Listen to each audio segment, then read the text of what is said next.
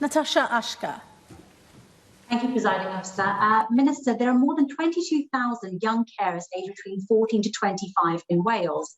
The pressure faced by these young people by their caring duties can have a negative impact on their own physical health, mental health, education and employment opportunities. The pressure on these young people has been increased by the pandemic, there's no doubt about it. Looking after a family member or friend is highly rewarding, but also incredibly demanding. Just knowing that you're able to escape for a break is a great incentive, particularly when you are confident the person you care for will be looked after in your absence.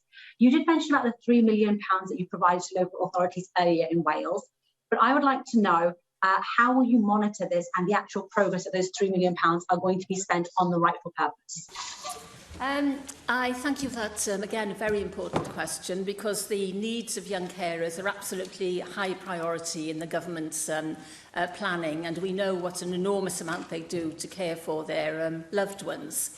The £3 million, 1.75 million has already been given to the local authorities to support the existing respite schemes that they do provide already.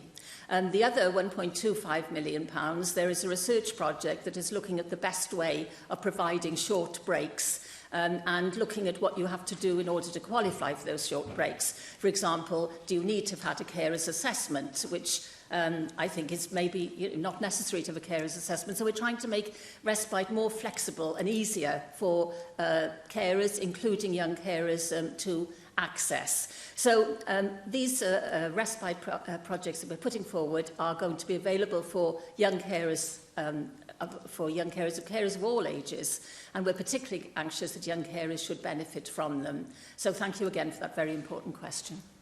Question 2, Joel James. Thank you, Clywyd. Will the Minister make a statement on the role that community medical facilities have played during the coronavirus pandemic? Community